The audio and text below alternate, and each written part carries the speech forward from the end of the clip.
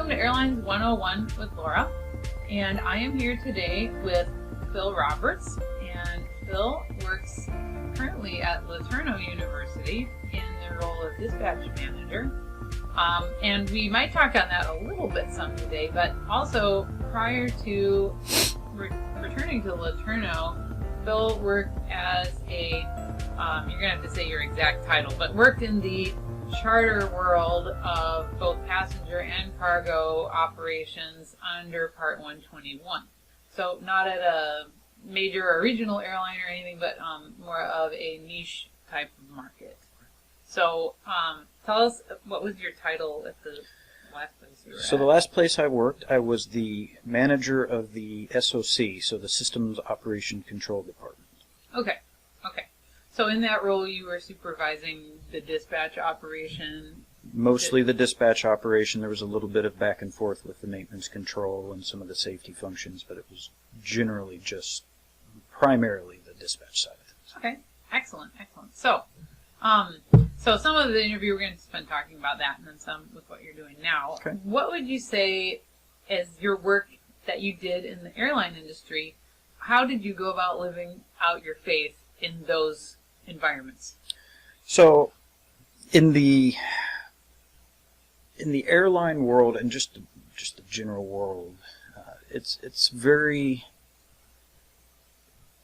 tough when you're working at a place like LeTourneau or going to a school at a place like LeTourneau. It's very easy to get yourself insulated within that kind of bubble, and then you go out into what I call the real world, and that all changes. You still have a lot of folks who have the Christian or the kind of moral and ethical influences that would be on kind of the right side, if you will. But once you get out into the real world, all bets are off. And for me, working in the industry was, I wouldn't call it a wake-up call, but it was definitely a time in my life where I had to think more about how do I interact with people, morally, ethically, just the day-to-day interactions with people. Even those who I knew might have a Christian faith, it was still very much so at the forefront of my mind with everything I did. How do I maintain my faith without beating someone over the head with it? Mm-hmm. Okay. So it took a lot of thought and care, because particularly within in the 121 supplemental world, it's a real kind of competitive and wide open space. And not to say that 121 flag and domestic operations aren't, but you get a lot of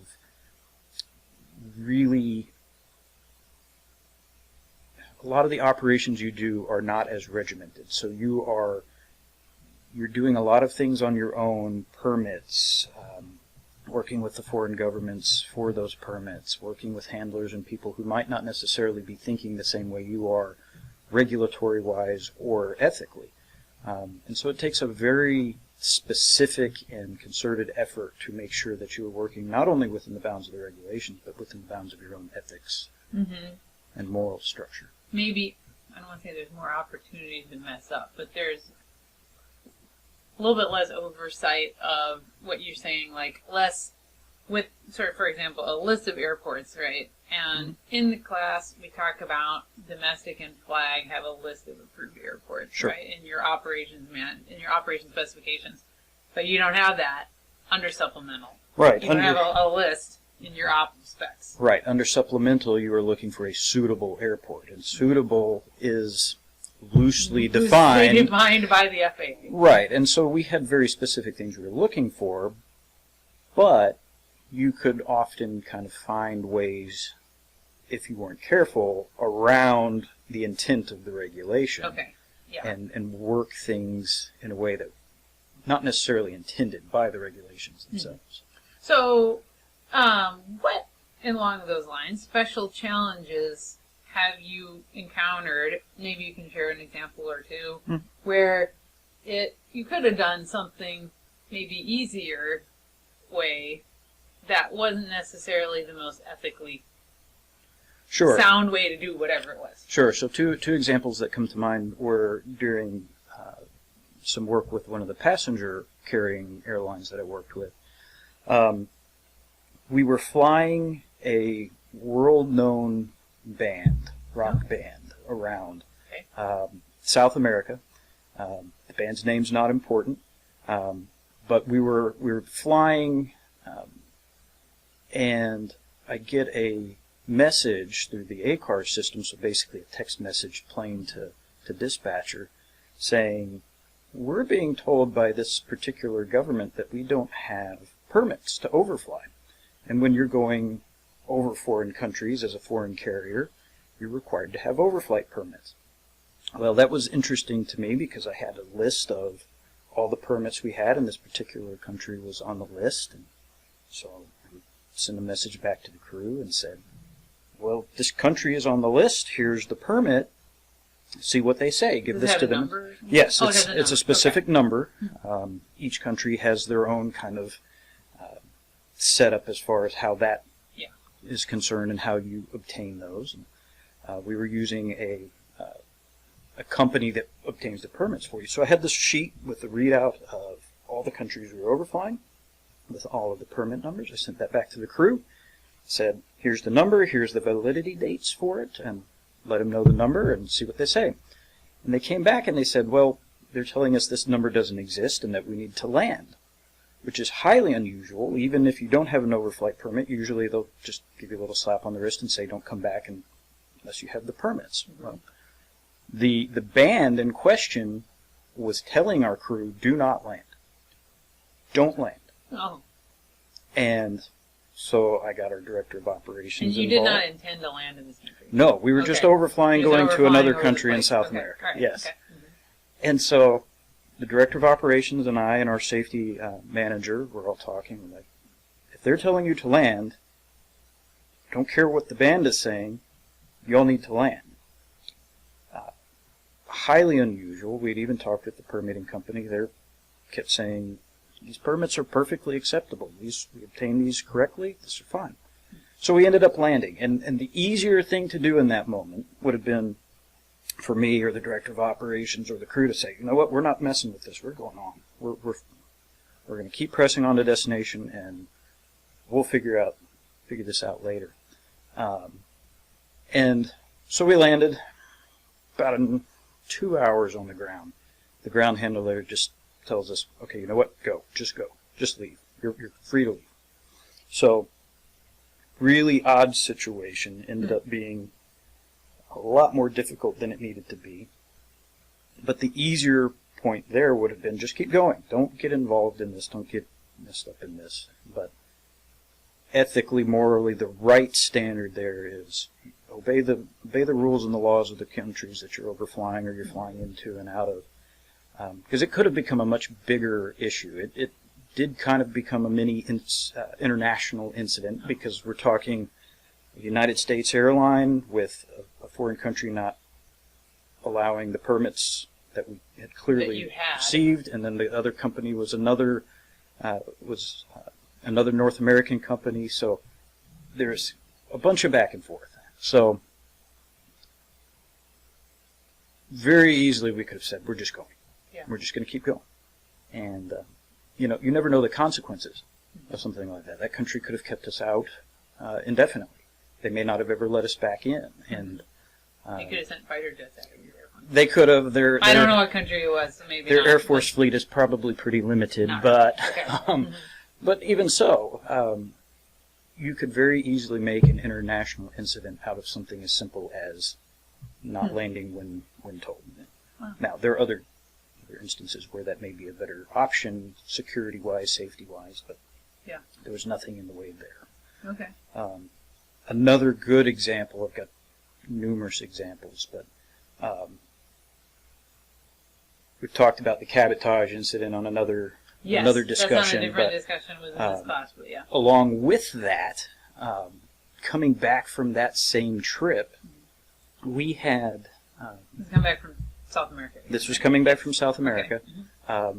We had basically been forced out of country for this cabotage issue. And so we were on our way back. We had stopped at an intermediate stop to get fuel and get a couple other things figured out before we went back. And we had arranged with a Caribbean carrier to utilize their basically landing slot because we were going to go into JFK, and one of the few slot regulated airports in the country. Mm-hmm.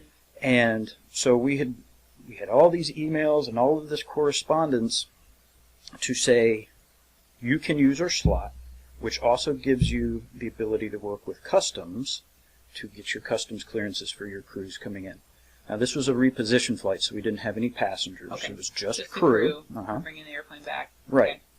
So we get northwest of Bermuda, kind of past the point of no return to go to Puerto Rico or any one of the ports of entry on the east coast, basically.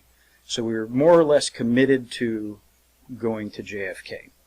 And we get this email from this Caribbean carrier saying, we're rescinding this landing slot. You don't have this landing slot anymore. And as such, we also did not have customs clearance at that point. So we had to make a decision, and it was a tough decision because we didn't have a lot of options. Continue on without the customs clearance, Mm-hmm. or land in Bermuda, which is not a great option. Expensive. Very expensive, and not a great option anyway with the type of aircraft we were flying. Okay. So we pressed on, and the point with the discussions was, we're going to get in trouble with customs. If we could have turned around and gone back to San Juan, we had time to work with customs to get the customs clearances, do port of entry there, and then come back in. But we did not have that option at that point. We did not have the fuel to turn around. Mm. So we had to make a decision. Fuel limits your option of where the Absolutely. airplane go, obviously. Yeah. Absolutely. We would not have had enough fuel to get back there with the reserves that we needed. So we pressed on knowing that it was not the best or the right option per rules and regulations of the Customs, U.S. Customs Department. And that was a tough one because when they landed, Customs detained the crew for almost 8 hours while we were trying to work through some of these issues. Mm. And several pilots and several flight attendants. Several pilots and several flight Okay. attendants. And the point being there, it's not always just black and white. Yeah. You have to sometimes compromise in a way for the safety of your crews. And that's hard because the rules are there for a reason. The regulations are there for a reason. And particularly with things like customs, you can get people into trouble very quickly making decisions from a chair thousands of miles away that you won't know the outcome of for a while afterwards. And so you have some things that are very black and white. It's very much so, we're not doing this or we can do this.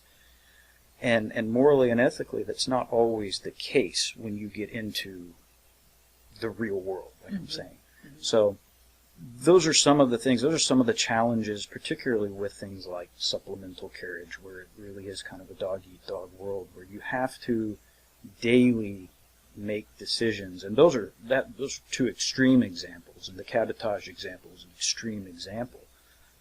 But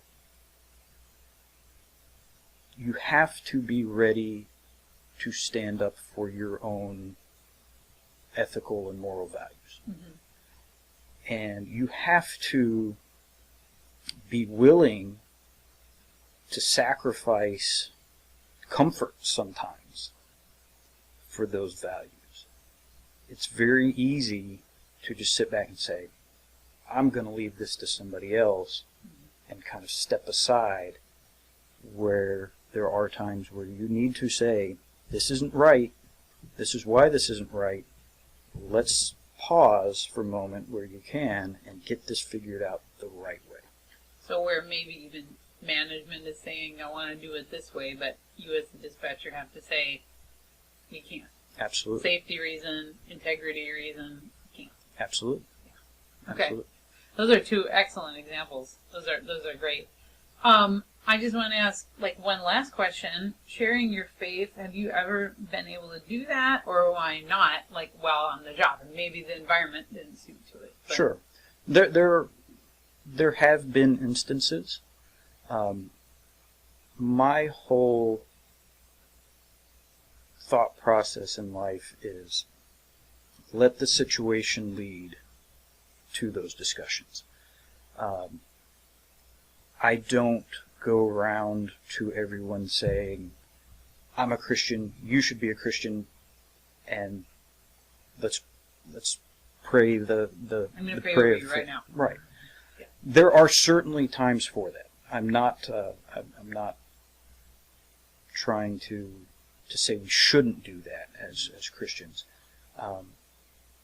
But it's a lot easier to open doors just living your faith out in a way where people will see it. So some of these examples, piping up and saying this isn't right or this is wrong, and sticking to your values goes a long way and opens a lot of doors to have those discussions. Whereas sometimes people will just shut down if you go straight to that. So part of the whole moral and ethical discussion is people will know. People will know by the way you live that there's something different about you. They may not necessarily know that you're a Christian, or they may not necessarily know your moral values, but by sticking to your beliefs, that raises these thought processes in people most often where there's something different about this person. I want to talk to them. And I believe God opens the doors in those ways to start having those discussions. And I've had that in the airline industry when I was still flying and was able to have those discussions with people. Even back here at LeTourneau now, go out with the flight team. Those types of things open the door for those kinds of discussions. And it's really great when that kind of organically flows like that. Yeah, and I think that's what God wants us to do. Like you're saying, living everything organically flowing. Absolutely. So, yeah. All right. Well, thank you so much for joining me today, and I've enjoyed having you here. And thanks for the good piece of advice, kind of woven all through there. So. Absolutely. All right. Thanks, Bill. Enjoyed it.